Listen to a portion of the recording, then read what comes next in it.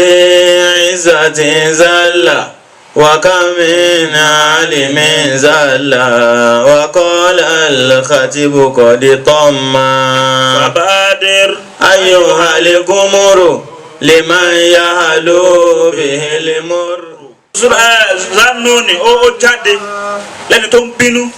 Fàánà Allah yaqdiru alayhi. Ó wá rò pé àwọn ọlọ́run ọba lè gbámú ọwọ́ ò lè rọ́wọ́ tó pé bóyá tóun bá sá lọ bí tóun bá lọ ní ọlọ́run ní rohun bẹ́ẹ̀. Fanada fi dhulumati Allah ilaha illa anta. Nígbà tó dé bẹ́ẹ̀ tí ẹja gbé mì tí ò rí nǹkan kan mọ́ tó ti ronú pọ̀ ọlọ́run ọba tó rí nǹkan kan mọ́. Fanada fi dhulumati Allah ilaha illa anta. Zulumati ni kò ṣe ẹja kan ló gbé mì ẹja bíi méje ló gbé ànábì Yunus mì ẹja gbé mì ẹja wa ń gbé ẹja ń gbẹ́ja mì ó ń gbẹ́ja mì títí tó fi wá débi méje níbẹ̀ nínà ọlọ́run ni ó máa ṣẹ̀mí látara wípé ọlọ́run ọba náà ló lẹ́ja òun ló dẹ́ja ìdẹ́ja fi ń mì òun náà ni bẹ́ẹ̀ là nábì Yunusa Fanada fi dhulumati Allah ilaha illa anta subhanaka inni kuntu minadh zalimin. Ibi tí mo dé kò sí nǹkan kan la ilaha illa anta ó bẹ̀rẹ̀ sí ní ṣe tẹ́síkíyà lọ la ilaha illa anta ló fà títí la ilaha illa anta la ilaha illa anta la ilaha illa kò sẹ́lómi àfiwọ́ kò sẹ́lómi àfiwọ́ kò sẹ́lómi àfiwọ́ títí tó fi ní pé la ilaha illa anta subhanaka inni kuntu minadh zalimin. kútùbà rẹ̀ ní pé subhanaka inni kuntu minadh zalimin mímọ́ ọlọ́run ọba rẹ̀ mímọ́ ọlọ́run ọba mi o inni kuntu minadh zalimin alábòsí ni mí ọlọ́run dákun foríjì mí. fastajabna lahu wa najjaynahu minal ghammi. nígbà tó ń mọ̀ pé ọlọ́run ọba tán tó wá ṣe kútùbà tó fi kútùbà nílé ọlọ́run á dá lóhùn wípé fastajabna lahu wa najjaynahu minal ghammi. ọlọ́run ọba àwa dá lóhùn ìgbà tá a wá dá lóhùn àwa là á kò níbi gámù níbi ìbànújẹ́ tó wà ní. wa kadhalika nunjil mu'minin. báyìí làwọn làwọn bó ṣe máa la gbogbo mùmíní láàmà làwọn kò níbi tí ibi ìbànújẹ́ wọn ní kó. anábùwà Muhammad alábì náà òun náà ṣe infiradu fi bigari Hira òun náà ṣe tẹ́rìbíyà tiẹ̀ tẹ́rìbíyà ni wọ́n lọ títí tó fi wá parí wípé shahida Allahu annahu la ilaha illa huwa wal malaikatu wa ulul ilmi qa'iman bil qisti la ilaha illa huwa al azizul hakim. shahida Allahu annahu la ilaha illa huwa wal malaikatu wa ulul ilmi qa'iman bil qist la ilaha illa huwa al azizul hakim. oníkàlùkù lọ mọ̀ pé ojú ọ̀nà tọ̀ríkà Tìjàníyà méjì ni àwọn firqatun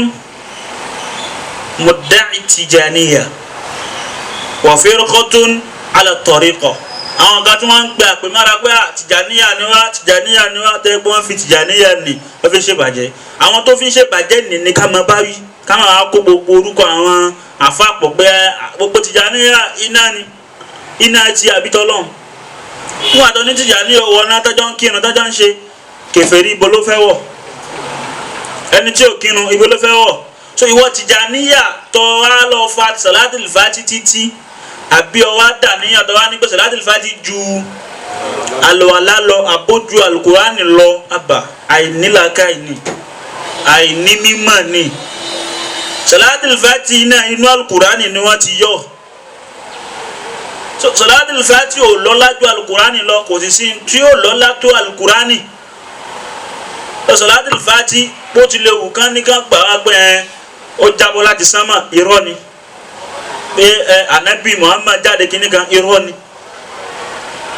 wọ́n ti ń lo salatul fati kí imaamu Muhammadul Bikiri kó tó lò so ìgbà tí imaamu Bikiri sì ń lò ní al-khatimu lima sabaka nìkan ló wà ń bẹ kò sí yòókù ń bẹ wọ́n wá hun tí wọ́n hun ṣé Tijani dé ó rí ó gbà àwọn èèyàn dé wọ́n gbà mọ́ra wọn títí dán nígbà salatul fati ni ẹ máa ṣe salatul fati kò wá sí nǹkan kan bẹ́ẹ̀ tó jẹ́ tó tako alukurani asalatu fa anabi mana so asalatu ni kò sẹ́yìn tó lè ṣe fa anabi náà lọ ń ròyìn kaba ni àti ròyìn anabi boro ok ìròyìn wo ló gbọ́ nu salatul fati tí o sì lára anabi àgbàtà àpà anabi lọ́lọ́run ya Allahumma salli ala Muhammadin al-Fatih lima ughliq Ọlọ́run bá mi ṣe ìkẹ́ àti ìgẹ̀ fún anabi rí yá sí pé al-Fatihu lima ughliq òun ló ṣí nǹkan tó ti tì kí ni nǹkan tó tì nubuwa ni kò sá anabi mọ́ nígbà tá anabi fi dé so anabi Ibrahim ó bí Ismail ó bí Ishaq ni àrí anabi látọ̀dọ̀ ẹ̀ àmọ́ Ismaila àrà anabi kankan lẹ́yìn àwọn àyìmẹ́yẹ ọdún la ìṣèwárà anabi wa Muhammad lára anabi Ismail so al-Fatihu lima ughliqa nini báàbù nubuwa tó ti lọ́dọ̀ Ismail anabi ló ṣí wal-khatimu lima sabaqa ni pé ma kana Muhammadun aba adami rijalikum walakin rasulallahi wa khataman nabiyyin anabi ò jẹ́ nǹkan kan tó bá ṣe rasulullahi òjíṣẹ́ Ọlọ́run wa khataman nabiyyin khatamal anbiya anabi nẹni tó parí àwọn anabi òun la dé àwọn anabi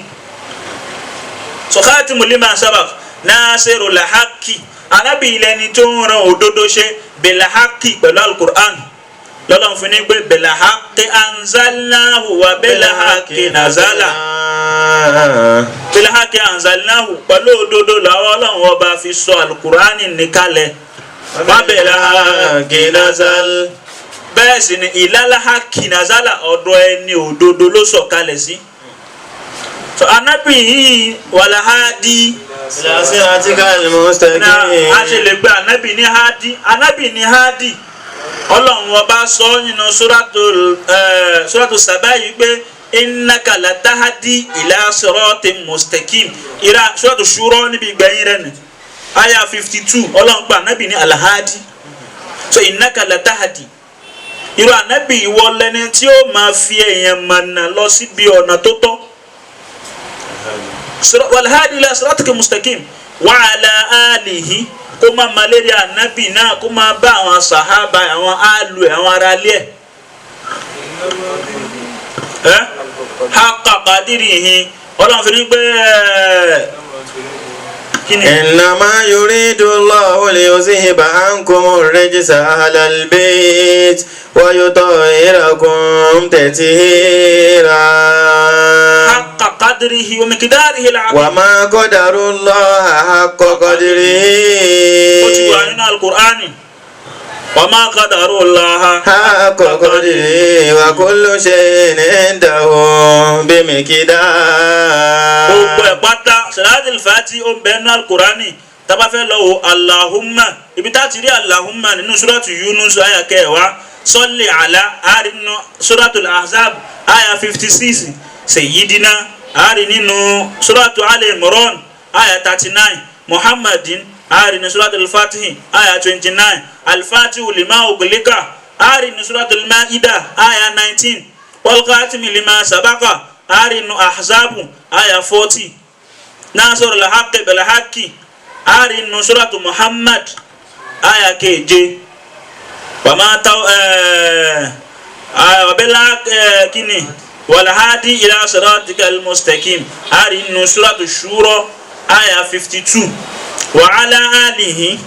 ari nínú suratul Ahzab aya 33 haqqa qadrihi ari nínú suratul An'am aya 91 wa miqdarihi ari nínú suratul Ra'd aya kẹjọ al-Azim ari nínú suratul Qalam aya kẹrin gbogbo kini lọ́lọ́run pé Ànábì innaka kini innaka la'ala khulqin azim innaka la'ala khulqin azim. so kí ni wàhálà bẹ́ẹ̀ náà agbọ́ pé àfáàní ẹnìkan náà ń Sufi bóyá ó jalè tó bá jalè àbí tó bá rí nǹkan tí ó tó bá ṣe nǹkan tí ó dáa ní húwà gbà húwà mu àbí bó náà ṣe máa ń sọ ẹni tó bá ń sọ bẹ́ẹ̀ àwọn tó ń tẹ̀lé ni lábẹ́ tọ̀ríkà tí àwọn tó ń tẹ̀lé ni àwọn múrísídù dọ́là òun lòun tẹ̀lé kìí ṣe àwọn tó ṣe kínní. so mélòó la fẹ́ kà nínú àwọn ìgbìyànjú àwọn àfa tí wọ́n ti ṣe lórí tọ̀ríkà yìí. so àwọn kan wá dúndùn pé àwọn fẹ́ bàjẹ́ àwọn tó wá dúndùn pé àwọn fẹ́ bàjẹ́ ni àwọn ni kí ká máa bá wí. so kọ́lọ́n kó gba ìbádà wa kọ́lọ́n kó gba ìjọsìn wa subhana rabbika rabbil izzati amma yasifun wa salamun ala al-mursalin alhamdulillahi rabbil alamin.